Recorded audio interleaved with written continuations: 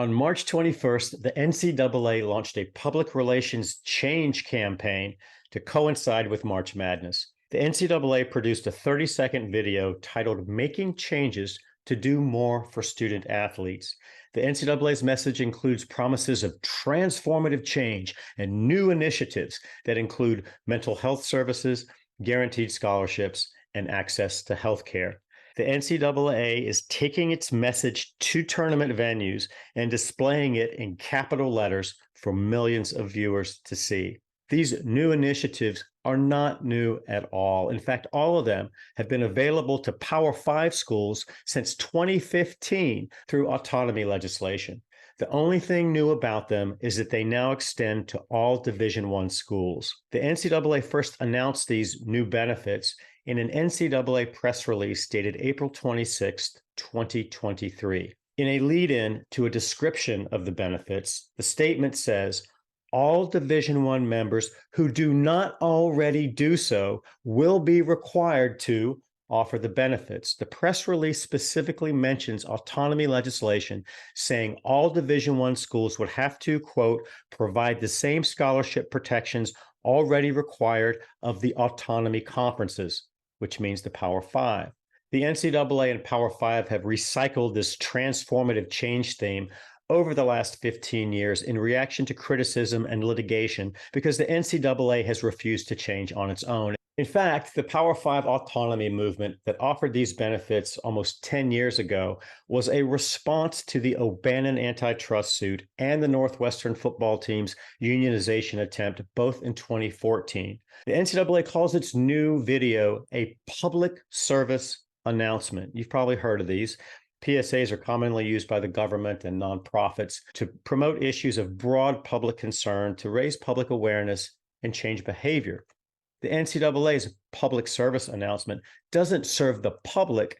It serves the NCAA's campaign in Congress for sweeping federal protections and immunities that would immunize the NCAA from any legal or regulatory threats. On the NCAA webpage promoting the PSA, NCAA President Charlie Baker uses coded language that aligns perfectly with the NCAA's congressional campaign. Baker says, and if we all do our part, get involved, do the work, and play the hand, we can make progress on the large, complicated problems we face. Well, what are stakeholders being asked to get involved with? And what are the large, complicated problems that stakeholders face? Baker also says on that same webpage, we are quickly advancing bold solutions to address the most pressing challenges to create a sustainable, equitable future for college sports. What are the pressing challenges? And how is a sustainable, equitable future for college sports at risk? The answers to those questions lie in Congress. Just 2 months ago, Baker testified at a House hearing chaired by Gus Bilirakis from Florida. Bilirakis was promoting a piece of legislation that gave the NCAA and Power Five everything they've been asking for since 2020. One, the elimination of state laws that interfere with NCAA compensation limits. Two, immunity from America's free competition laws. And three, a prohibition on athletes being employees of their university. Baker's opening statement at the hearing and his request for congressional help was built around these new transformative benefits included in the March Madness PSA. Here's Baker. I've also seen the ways in which college sports have been too slow to modernize and too resistant to change, and how those failures to adapt have invited threats to its very future. That's why I took this job, to work with student athletes, our member institutions, and elected officials to forge a fair, equitable, and sustainable path forward for college sports. That work is well underway. Before answering questions this morning, 3 updates on how the NCAA is changing. First, at the NCAA, we are exhausting every option available to lead many of these long overdue reform efforts, and I want to share just a few from the past year. First, we launched an injury insurance fund that will provide student athletes from all NCAA divisions access to health insurance for athletically related injuries for up to 2 years after they graduate. That starts in August. We adopted new mandatory requirements that all Division I members offer degree completion funds for up to 10 years following the conclusion of a student athlete's eligibility, and scholarship guarantees and mandatory health and well-being services.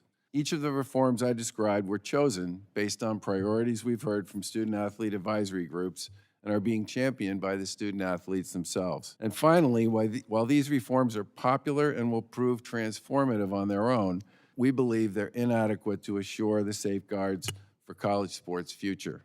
Even with the action we've taken and will continue to take, there remain threats to college sports that we lack the legal authority to address.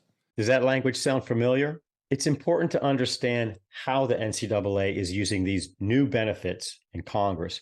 Baker is saying to Congress that the NCAA has already done these wonderful things for athletes and it wants to do more, but it can't unless it gets federal protections and immunities.